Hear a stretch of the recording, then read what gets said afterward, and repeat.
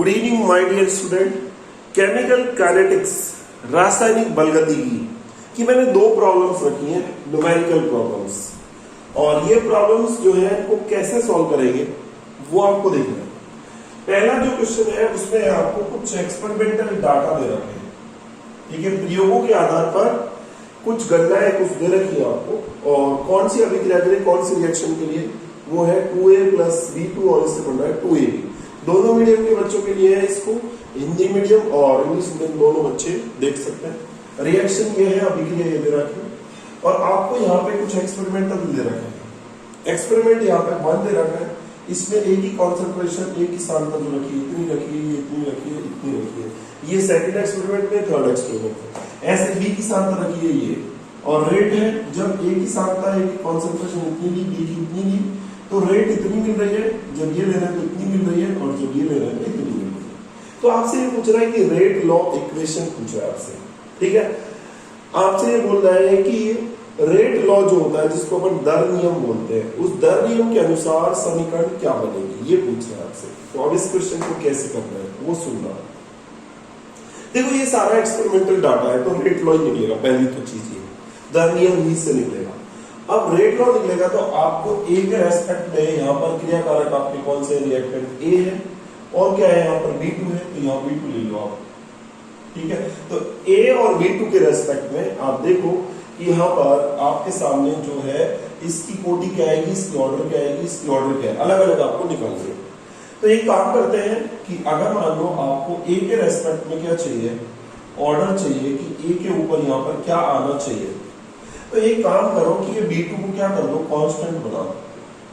B2 को अगर constant बना दिया आपने, तो फिर आप इसको अगर कांस्टेंट कर दिया, इसको नियत कर दिया जी, तो फिर क्या होगा, A में जो चेंज होगा उसके हिसाब से रेट निकाल लोगे आप।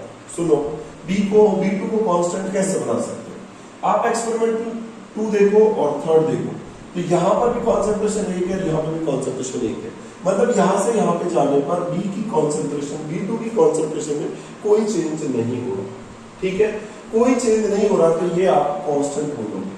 अब देखो A में यहाँ तो चलो B2 कांस्टेंट बन चुका है, अब A में जो चेंज होगा उसके हिसाब से रेट कैलकुलेट कर लेंगे। तो A में जो चेंज हो रहा है वो क्या हो रहा है, ये 0.5 से लेकर के 1 हो गई, मतलब ये डबल हो गई, A की कॉन्सेंट्रेशन को डबल कर दिया। तो रेट पर देखा, रेट पर कोई इफेक्ट पड़ा क्या, इस पर तो कोई इफेक्ट नहीं पड़ा, कोई प्रभाव ही नहीं पड़ा इस पे, ये भी 3.2 है, ये भी इतनी रही। इसका मतलब इसकी कॉन्सेंट्रेशन को चेंज कर रहे हो आप, एक ही कॉन्सेंट्रेशन को, लेकिन R पर कोई प्रभाव नहीं पड़ रहा, तो इसकी कॉन्सेंट्रेशन यहाँ पे क्या रखनी चाहिए अपन को, यहाँ पे 0 रखनी चाहिए, ठीक है। तो ये आपने कम किया इसको सॉल्व, इसको कांस्टेंट बना करके आपने A के रेस्पेक्ट में ऑर्डर पता कर लिया, ठीक है। अब B2 के रेस्पेक्ट में भी आप पता करो। अब B2 के रेस्पेक्ट में कैसे करोगे, तो B2 के रेस्पेक्ट में पता करने का एक तरीका है कि क्या करो, इसको नियत कर दो, इसको कांस्टेंट बना दो। अब इसको नियत कैसे बनाए वो सुनना। ये कहां पे कांस्टेंट है, यहां पर इसकी वैल्यू इतनी है, यहां पे भी है, तो यहां पे चेंज नहीं हो रहा है, तो यहां पे चेंज नहीं हो रहा ना ये, तो आप क्या करो, B2 जो है ना इसमें देखो कितना चेंज हो रहा है, यहाँ पे आप ये अपन ने नियत बना दिया, यहाँ पे कांस्टेंट बना दिया, तो B2 में चेंज देखो यहाँ से यहाँ पर जाने पर ये जस्ट डबल हो रहा है। तो यहाँ से कॉन्सेंट्रेशन B2 को क्या कर रहे हो, डबल कर रहे हो, तो इसको जब डबल कर रहे हो तो R पर क्या इफेक्ट पड़ रहा है वो देख लो। R पर देखोगे तो ये भी क्या हो चुकी है, यहाँ से यहाँ पे जाने पर ये भी डबल हो चुकी है, 2 टाइम्स हो चुकी है। इसका मतलब इसको आपने डबल किया तो ये भी क्या हुआ, डबल हो गया, तो मतलब इसके रेस्पेक्ट में जो ऑर्डर आएगा वो 1 आ जाएगा। वो तभी पॉसिबल है जब इसको डबल करोगे तो ये भी डबल हो रहा है, यही चीज यहाँ पे होनी चाहिए, डबल हो रहा है तो ये भी डबल हो रहा है। इसका मतलब इसका ऑर्डर जो बैठेगा वो 1 बैठेगा, तो तभी तो बात सही बैठेगी। देखो इसको अगर मान लो डबल करोगे यहाँ से, तो रेट भी तो क्या हो जाएगी, डबल हो जाएगी, जब यहाँ पर 1 रखोगे तब, ठीक है। तो मतलब A के रेस्पेक्ट में ऑर्डर आया, कोटि आई 0, और B2 के रेस्पेक्ट में आई 1, तो इसका रेट लॉ एक्सप्रेशन जो बन जाएगा R = इसको खोल देंगे K और A की पावर 0 और B2 की पावर क्या ले देंगे, 1 ले देंगे। तो इस तरीके से क्वेश्चन 1 को अपन ने क्या किया, सॉल्व कर लिया। अब सेकंड क्वेश्चन की बारी है, इसको देखते हैं। तो देखिए इसको कैसे सॉल्व करेंगे। यहाँ पर मान लो ये इक्वेशन दे रखी है आपको, ये आप लिख दे रखे A + B से C + D बन रहा है, और इसके लिए रेट ये दे रखी है। आपसे पूछ रहा है कि रेट को कैलकुलेट करके बताना है आपको कि जब ए और बी की सांद्रता को डबल कर देता हूं, तो सुनना, ए की सांद्रता को डबल करो और बी की सांद्रता को डबल करो। अभी रेट जो है आर इज इक्वल टू, इसको R1 मान लेते हैं, ये के है और ए की पावर -1/2 है और बी की पावर क्या है 3/2। ठीक है, अब ए की सांद्रता को क्या करो, डबल करो, बी को भी डबल करो, दोनों की कॉन्सेंट्रेशन को डबल करो। तो डबल करेंगे तो ये 2a हो जाएगा, बोलो।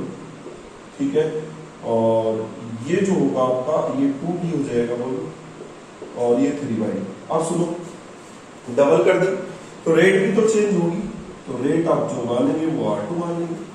अब इसको सॉल्व करें एक बार, तो इसको सॉल्व करेंगे तो यहाँ से क्या आएगा, बोलो।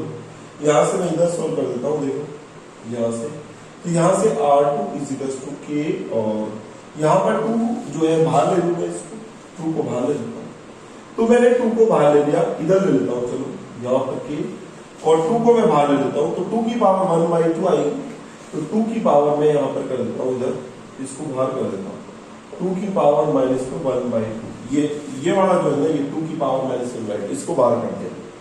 यहाँ से 2 की पावर 3/2, इसको भी बाहर कर दिया मैंने, तो लो इसको भी बाहर कर दिया, तो 2 की पावर क्या रहेगी यहाँ पर 3/2, इसको बाहर कर। अब बाकी का जो बचा है ना, वो क्या बचा है, के बचा है, और ए की पावर -1/2 बचा है, और बी की पावर क्या बचा है 3/2 बचा है, तो उसको लिख देता हूँ मैं, के लिख देता हूँ, और क्या लिख देता हूँ, ए की पावर क्या है, बोलो -1/2, और यहाँ पर क्या लिख देता हूँ, बी की पावर, और क्या लिख देता हूँ 3/2, बोलो ये लिख सकता हूँ।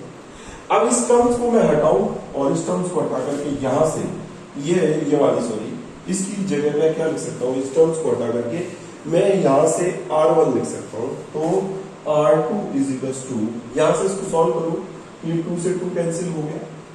ठीक है, ये क्या कैंसिल हो गया, 2 से 2, तो ये जो बचा है 1 ही बचा है, और -1 को जो है अपन क्या बोलेंगे इसका, -1 बचा है, 1 की पावर -1, तो ये बच रहा है। और यहाँ चूंकि बेस से मैं, आप पहले देखो बेस से मैं, आपको बेस से मैं, तो यहाँ पर बोल दूंगी 2 की पावर, कैंसिल मत करो, या बेस से है, तो आप एक काम करो, 2 की पावर लिखो -1/2, और ये भी 3/2।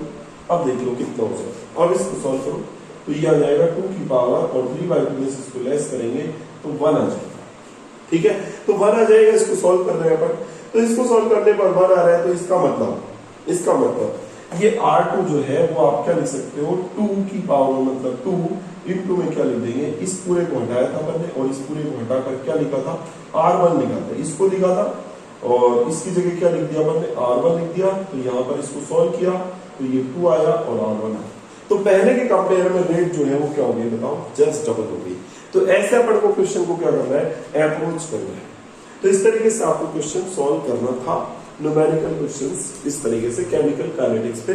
आई होप आपको समझ में आया होगा, और क्यों ना आपको अगर समझ में आया हो तो वीडियो को आप ज्यादा से ज्यादा लाइक कीजिए, शेयर कीजिए, और चैनल को सब्सक्राइब करना ना भूलें। Thank you so much.